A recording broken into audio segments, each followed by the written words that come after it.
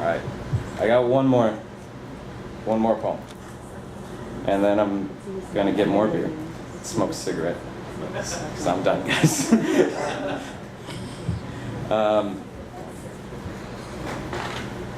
This is a poem for hope. Also, yeah, if you come up to me and after, I'll put your name, I'll get your email address, and if you give me like $2 or $3 or something, I will email you this chapbook only in a computer form. And I'd be really happy also to talk to you and hug you or whatever while I'm smoking a lot of cigarettes. This is a poem for hope.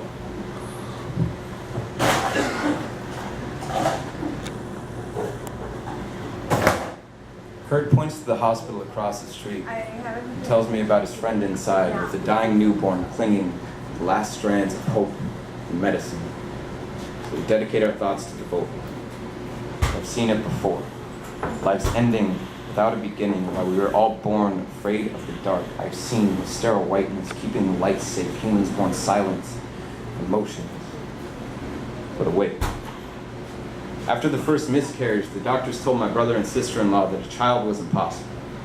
The amphetamines had stolen my sister's ability to carry another life inside. My brother saw this as God punishing his former name, the one he used to push dope. Maybe recovery wasn't close enough, so when they were handed down a second chance, 6 months into a healthy pregnancy, we were all filled with hope that maybe God had buried those old debts and finally seen the strength and courage and love that carried them. Until the complications came. The newborn child's stomach hadn't formed properly around the umbilical cord. All it knew of life was sleep, without dreams, while its insides kept pouring out of its fragile, forming body. 6 weeks premature, it was cut from the safety of its mother's womb and rushed directly into surgery.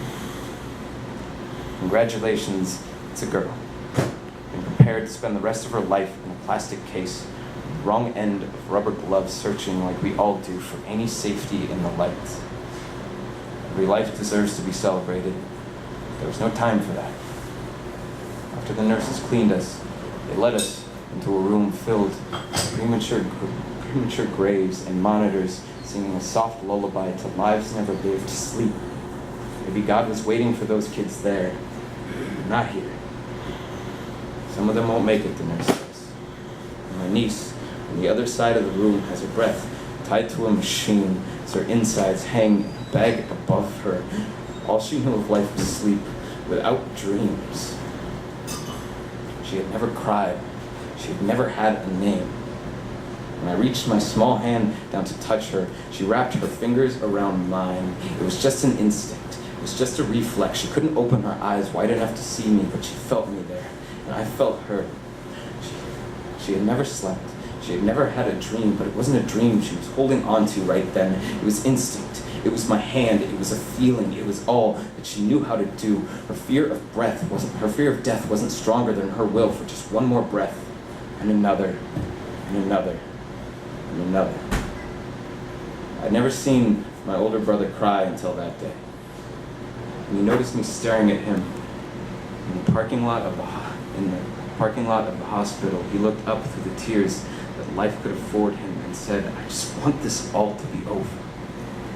All I wanted was a healthy child." What can you say to someone when their firstborn's life hangs from a morphine trip?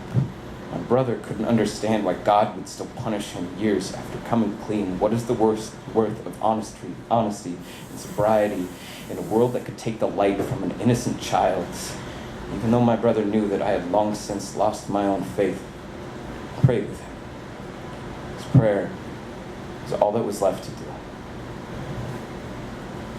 Waiting rooms, operating lights, sterile knives, recycled air, recovery. It's been 6 years since then, and my niece, Hope Viola Hoskins, is the most charming little girl I've ever seen life breathed into. She runs circles around her two older siblings. She's stubborn like her mom. She loves horses like her grandma. She's sharp as a scalpel. All the doctors told her that she was impossible, but there's no accounting for bravery and prayer and recovery.